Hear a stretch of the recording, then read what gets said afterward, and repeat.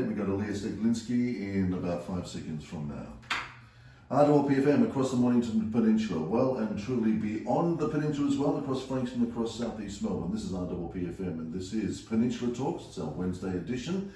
Always good to know that you are out there, and thank you very much indeed for indicating your support of what we're doing here at RPPFM. Always love to get those text messages in. 0412 987 987 is that text number if you want to get in touch with us. This is Peninsula Talks, Wednesday edition. Going to move on to nutrition, health, and all things well-being with Elias Eglinski, our nutritionist, our author, and our expert.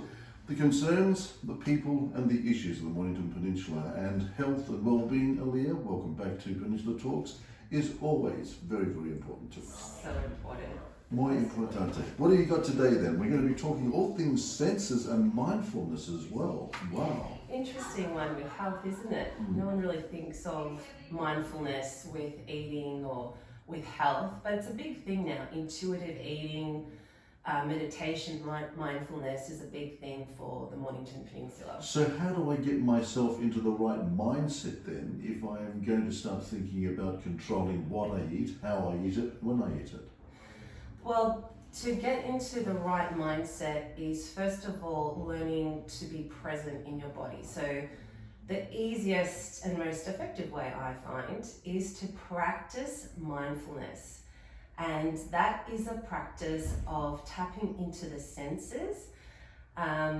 It helps us to create this culture, this way of being in our lives that is just non-judgmental, that's a bit more compassionate, that is understandings of triggers that can cause eating habits, so we can really resolve core issues with our health. But can I be a bit of an old cynic here and say my senses are saying eat chocolate, eat lots of chocolate, it makes me feel good, it indulges my senses. How do I get control back over that? Well, let's practice that. Let's practice. You may have noticed we've got a bit of chocolate. So you have choices here.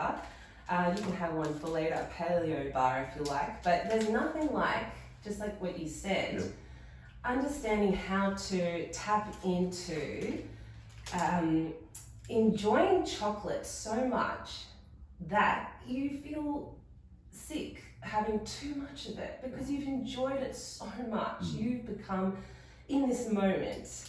Once I get some chocolate, and you can of course take some for yourself. Just teasing, it's part of the senses. Oh, I see. See, this is part of the visual. Oh my goodness. I'm getting it. Yeah, the colour. I'm getting the nuts here. Go and grab the whole little bar. all of that, yes.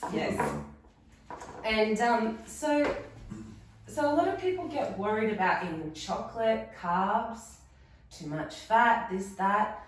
And I'm here to tell you that you actually need to enjoy these foods more with tapping into the senses. We forgot to be human. We forgot to connect with food again. That's why we disconnect and we overeat, and then it becomes a problem. But the more we enjoy food, it's amazing. Like, a lot of people don't believe it. I didn't believe it when I heard of it. But once I practiced it a few times, it really made a difference. So you're saying that basically go down to Aldi, the supermarket, or wherever I'm going to get this beautiful chocolate from, and just load up on it. And I'm going to find a natural balance. It's just going to say, that's it, or what? All right, Brendan, this is what we're going to do. Yep. We're going to be mindful right now. So yes, if you have chocolate in the cupboard,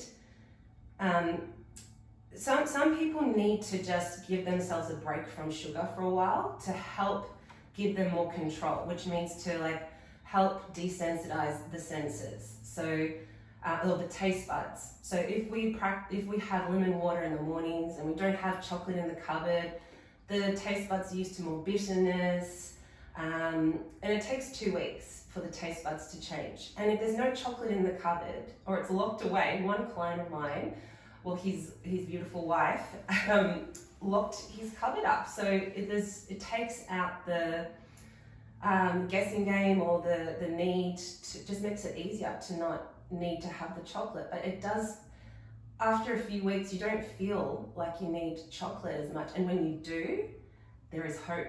Then you don't feel like you need it as much because you've had a break, you've had balanced meals, you started believing you don't need it as much, and then there comes the mindfulness where we become connoisseurs. So then we do have chocolate back in the cupboard, or we go out to a party, we go to a celebration, there's a cake, we're like, uh-oh, and they've given us a big slab, right? And we're like, oh no, just a little bit, but of course they're European or they're very generous and they've given us a big slab, but we only eat like 5 to 10 mouthfuls, and modest ones, you know, we're not going to be Cookie Monster.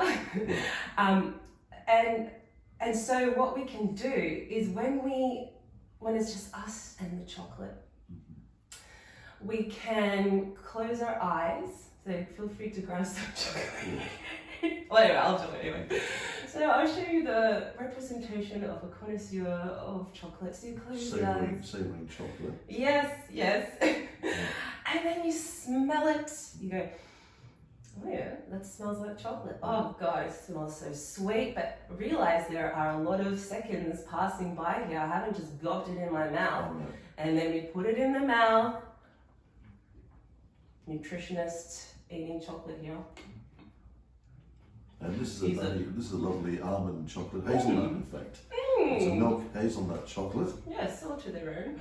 And it's looking gorgeous. And Oh, it's sounding good too. The textures, Brendan. The textures, it's smooth. Of course, if you're not into Aldi's chocolate, you may be more into Lindt or something else. But just thinking of the smoothness, the texture, and I'm swirling around my mouth, excuse me, talking while I'm eating. Always difficult. But it's melting in my mouth. And I'm bringing this to our attention because there's a lot going on. If I was just to put it in my mouth, and I'm still going here, and I'm still enjoying it. And it's just so beautiful. It's like, you know, and then if I had more, I could have a little bit more, but because I've had a good balanced breakfast, I don't feel like I need any more. And I have a belief I don't need any more. And it's just so divine. It's just so divine. So basically then you think that we can get a natural adaptation to a regime where we don't need to overindulge, we find a safe level, and we're not going to absolutely gob down 250 grams of beautiful dark almond chocolate. Yes, whatever your vice is. Some people love peanut butter, some apricot treats. There's all sorts of things my clients have shared with me that are their vice for many, many years. And there is a new way, there's a new habit that can be created by practicing mindfulness. So am I going to need assistance with this mindfulness, or is this something that I'm going to learn and get to? It's a Zen place of mindfulness that I find in my own journey, or are you going to steer me to this journey where I center and suddenly find a new balanced equilibrium? Follow me on Personal Health Coach. I'm Alia Stiglinski. Follow me on Instagram, follow me on Facebook. I'm constantly bringing to people's attention this new way of being. We need to practice mindfulness, and we need to practice balanced eating.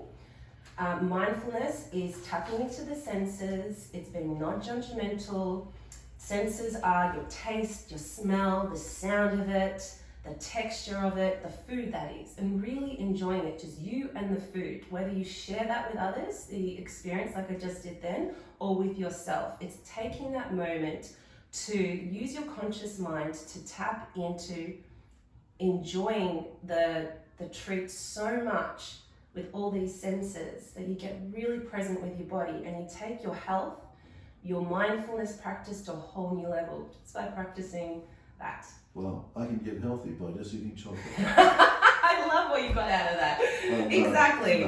Being mindful with your chocolate. No, well that's Absolutely. wonderful, because I'm a little bit of a chocolate freak. Okay, so we're peeling across all our senses. We're going to try and hit the reset button. We're mindful about what we are doing, and our body is going to find its natural equilibrium. That's what you're saying. Yes, the body will find its natural equilibrium through eating balanced meals. Obviously having more sleep, you know, we're holistic in Mornington Peninsula. We've got so many good resources, so many great naturopaths, and so many sound healing people, and psychologists and people that can, and doctors of course, that can really support the mind, the body, the spirit to be able to go to sleep earlier, to feel more balanced. But you know, when it comes to overeating with food, a lot of people forget that it can be overridden, reset, like you said, by practicing mindfulness. Such a simple tool to practice. And it's probably an important tool to have because many of us, of course, are putting on a few kilos these days, and as a population, we're probably heavier now than we ever have been in the history of Australia. Yeah. So I think we really need to start thinking about that. It's also got me thinking about, you know, traditionally when we come back to the Neanderthals and stuff like that, I mean, having 2.5 kilos of chocolate sitting at the end of the cave wasn't a thing, you know what I mean? No. Like, we were probably a little bit more built for speed rather than comfort. We're just going to try and work out that equilibrium, that modern equilibrium. Yeah, the overall equilibrium, you're right, the exercise as well. So don't forget to walk, to stretch. Back then, you know, naturally you would stretch, just waking up in the morning and just stretch your body, the arms up in the air, nice big stretch. But yeah, we were constantly walking and running. You know, when we run to the bus stop or tram because we don't have a car, that's a blessing. Or we have to clean, it's a blessing because we are moving around and really creating our balance. Where do we find out more, Aaliyah? How do we contact you? Where do we read into all of this or see some more of this stuff? Because thank you very much indeed for bringing in the podcast today. Oh, absolutely. So I've got a book, The 5 Pillar System to a Healthy Mind and Body. You can purchase that through my website, personalhealthcoach.com.au. And if you want to consult, some support for group training at your business, I'm more than happy to help at personalhealthcoach.com.au. Sounds fantastic. Aaliyah, come back and join us next week. This is Peninsula Talks, all the way across the Mornington Peninsula. We'll be back in just a moment after this break and after we've had a little chocolate. Thank you. Bon appetit.